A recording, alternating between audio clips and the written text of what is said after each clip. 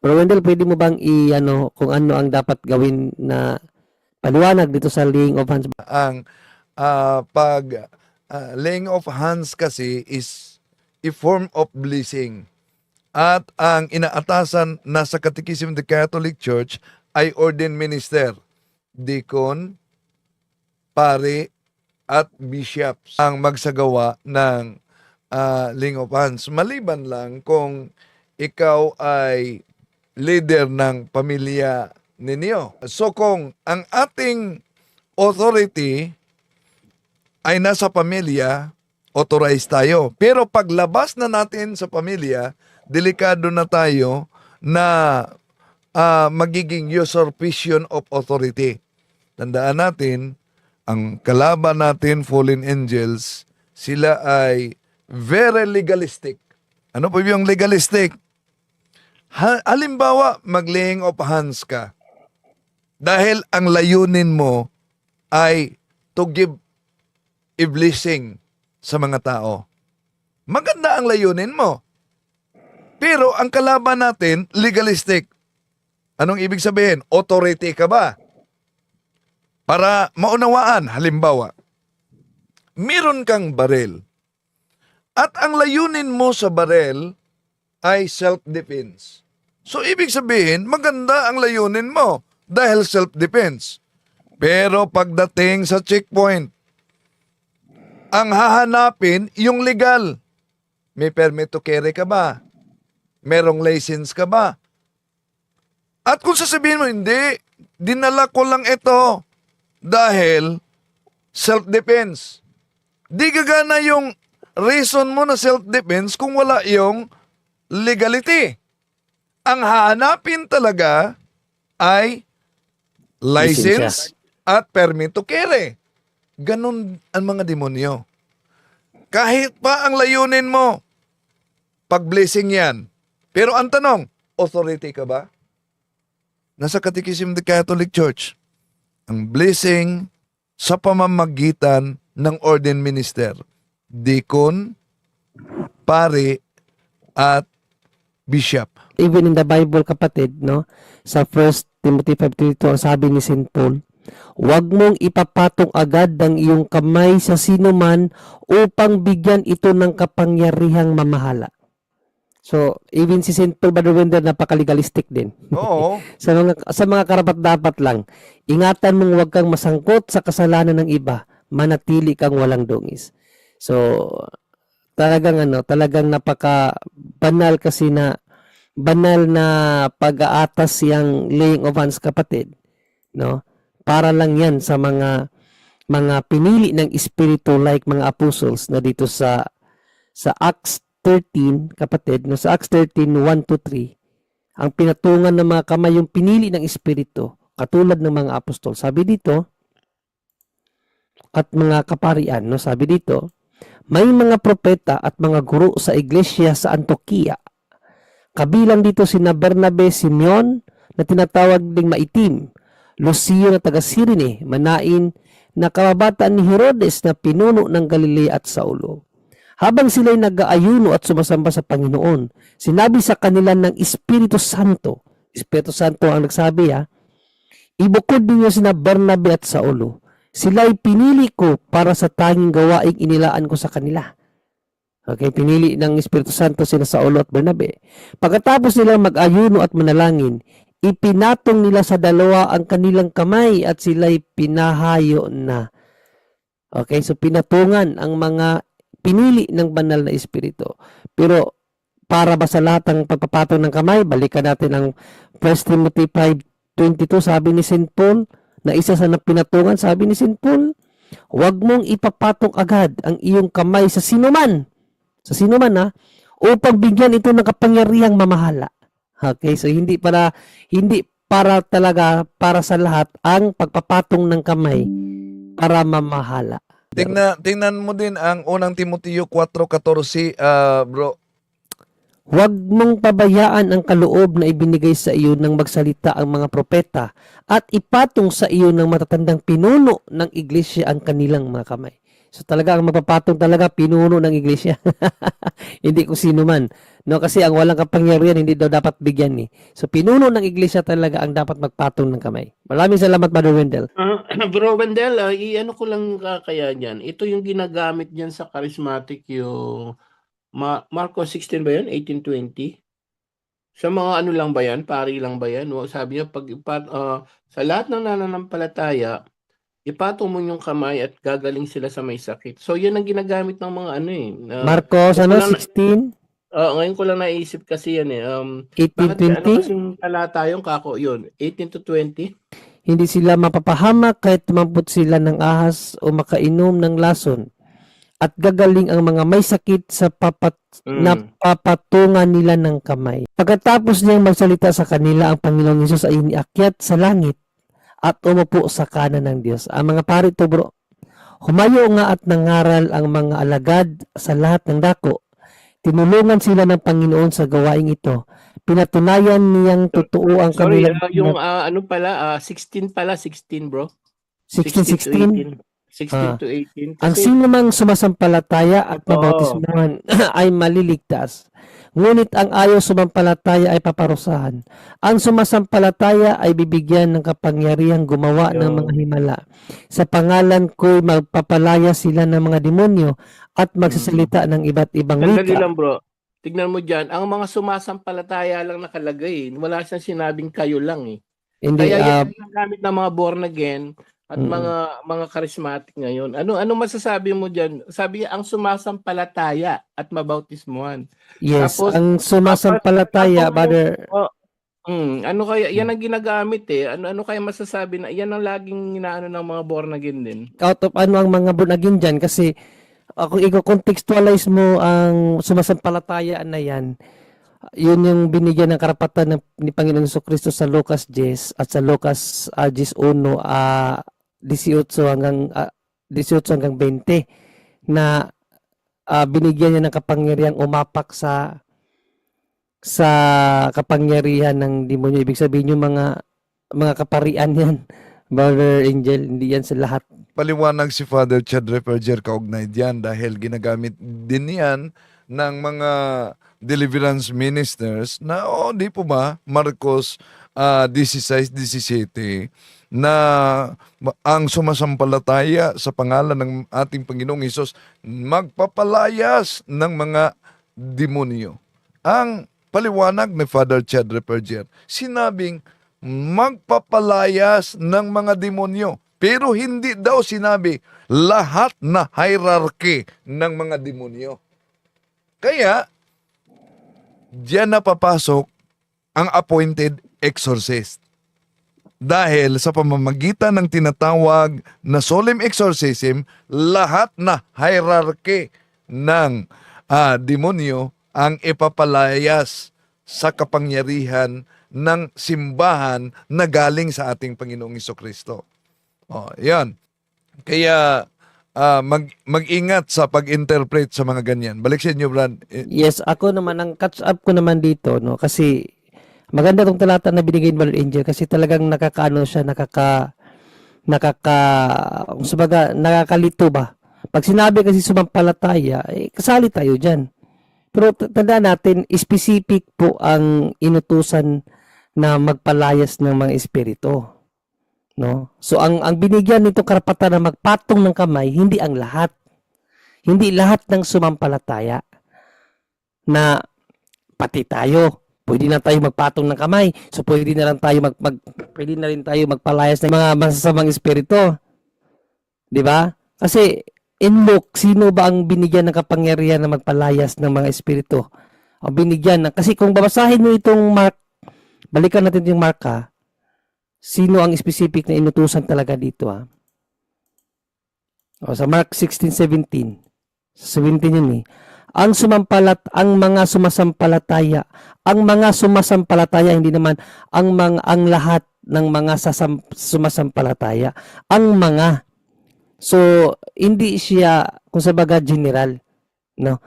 Ay bibigyan ng kapangyarihang gumawa ng mga himala sa pangalan ko'y magpapalaya sila ng mga demonyo at magsasalita ng iba't ibang wika. So, sa 16 pala yung yung pinatungan ng kamay sa 18, tapos diretso sa 18, hindi sila mapapahamak kahit dumampot sila. Asan yung pinatungan ng kamay, Brother Angel? Ayan bro. Sa 18, no? Hindi sila Ayan, at mapapahamak kahit gagaling. magagaling ang mga may sakit na papatungan. Ay, Mm. hindi. Brother Angel, nakuha ko na yung ano. Yung Ang mga may context. sakit na papatungan nila ng kamay, ang mga may sakit papatungan ng kamay. Hindi yung, Gagaling. Ang may mga o sakit yung na mga may papatungan sakit, nila. ang mga may sakit, puro ang magpapatong ay hindi lahat ng mananampalataya. Mm. Ang gagaling ang mga may sakit na papatungan nila. Sino yung nila dyan? Hindi naman lahat ng mananampalataya eh.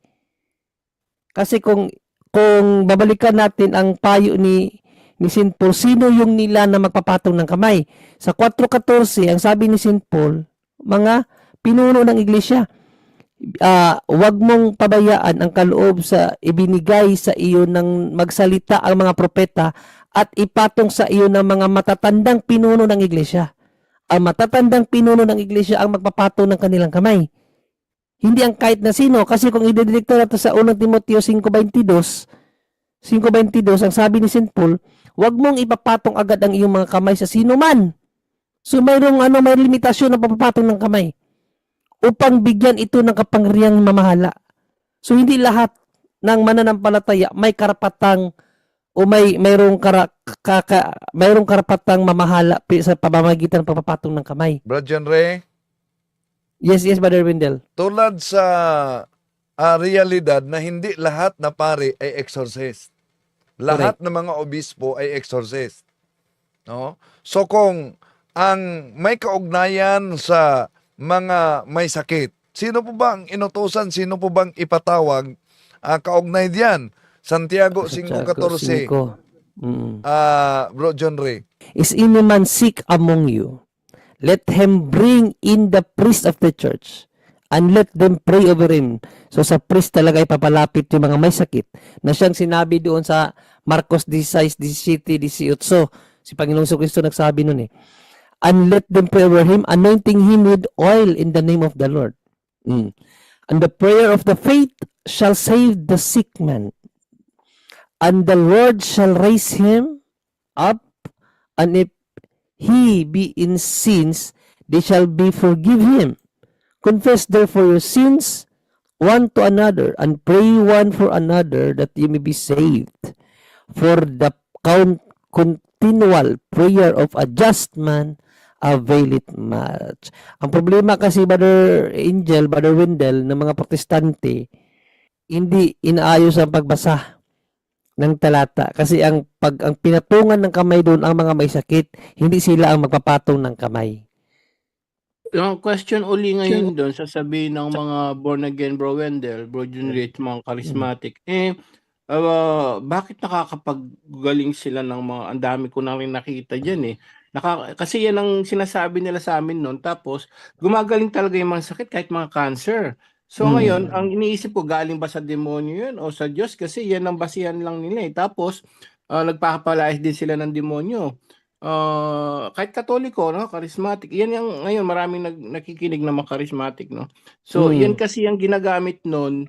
Naalala ko tuloy kung ano yung talata ngayon, naalala ko na yung ginagamit. At lagi nilang ginagawa. At totoo, effective siya, bro.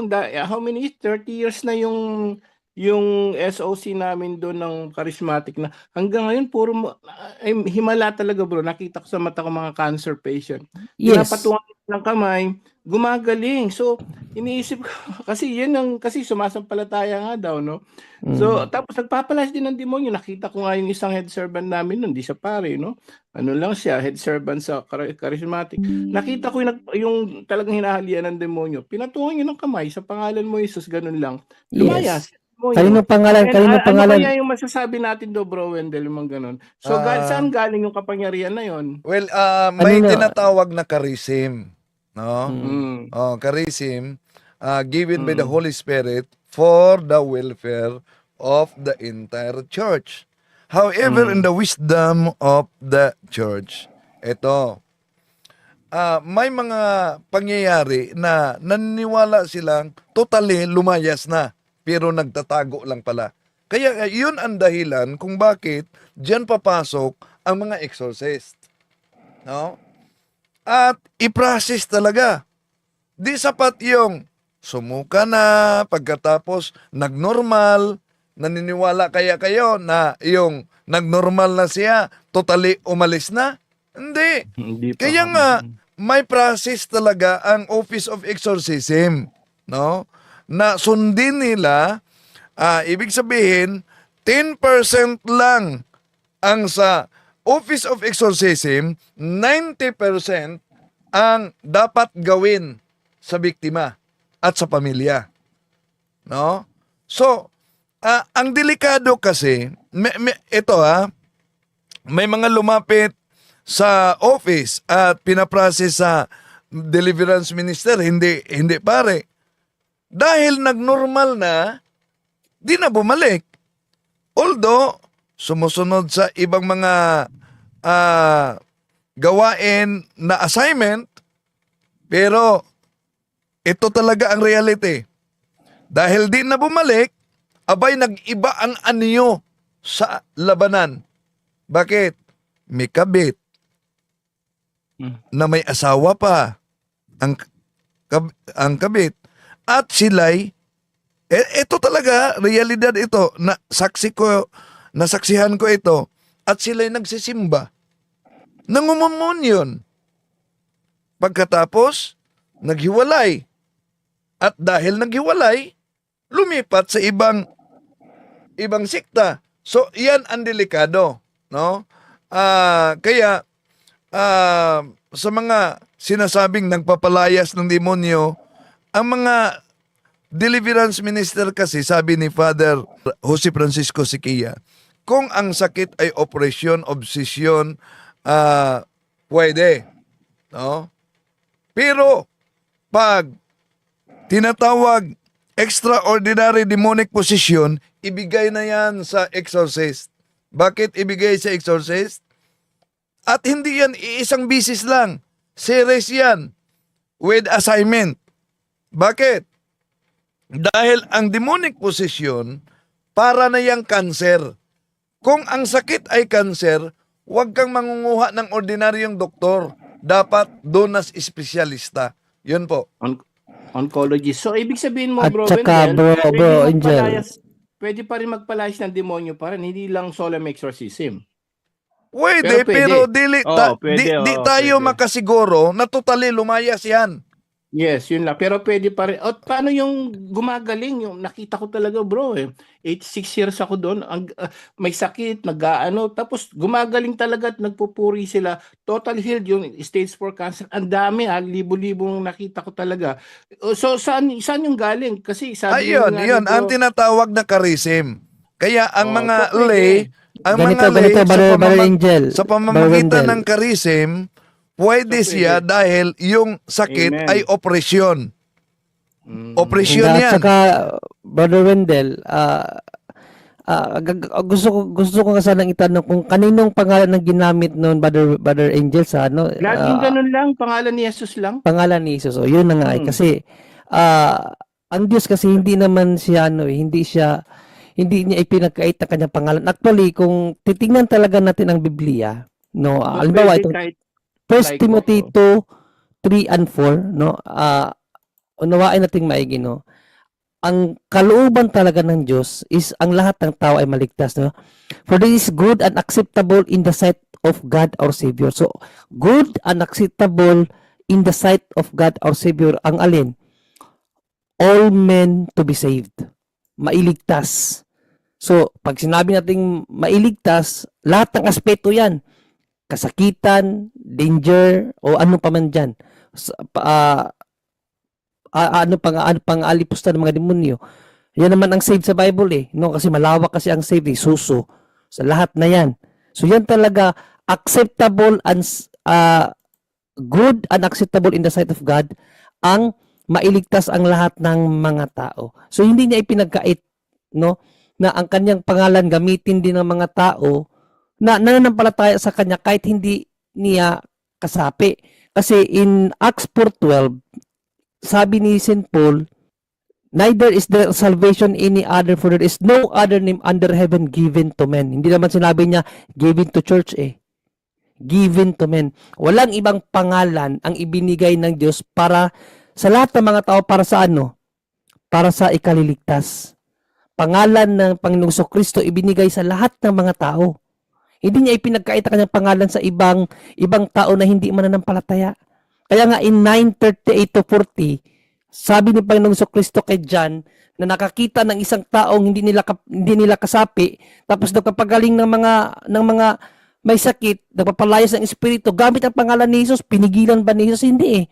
Bakit pangalan ni Jesus ang ginamit? Ito ang sinabi ni Panginoong Kristo eh. John answered him, saying, Master, we saw one casting out devils in thy name. Mayroong isang nakita kami doon na napapalayas ng demonyo gamit ang pangalan mo. Who follow it not us? Hindi naman namin siya mga kasamahan na sumusunod sa iyo. And we forbade him. Pinagbawalan namin siya. Ano sabi ni Panginoong Kristo? But Jesus said, do not forbade him. Bakit? For there is no man that doth miracle in my name and can soon speak ill of me. So, ang mga gumagamit pala sa pangalan ni Panginoong Kristo ay Brother hindi Ray, naman... yes, Brother Wendell. iyon ang ginagamit na talata sa mga protestante. Pero may explanation ang Bible scholar yan. Sino ba yung mga taong tinutukoy na yan na nagpalaya sa pangalan ng ating Panginoong Kristo dahil hindi kasama ng mga apostol? Ayon sa Bible scholar, ang mga taong tinutukoy yan ay mga alagad ni San Juan Bautista. Bautista na yung taga-Binyag. Yes, no, pero yun na nga, kung titingnan natin ang syntax ng talata, pinagbawalan ng mga apostol, hindi namin kasamahan, sabi ni Jan, hindi namin kasamahan kaya pinagbawalan namin. Pero sabi ni Panginoon Kristo, huwag mo silang pagbawalan.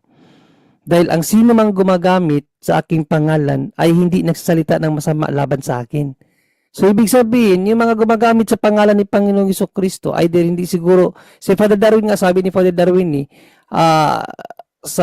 dahil mayroon tayong yung virtue of invisible member of the church, na kahit hindi natin sila kasapi, pero dahil out of ignorance na ang Katoliko talaga ang tunay na simbahan, pero dahil nga wala silang kaalaman dyan, saklaw daw sila doon sa tinatawag na invisible member of the church. Ang paliwanag ni Father Darwin nung tinanong siya dyan.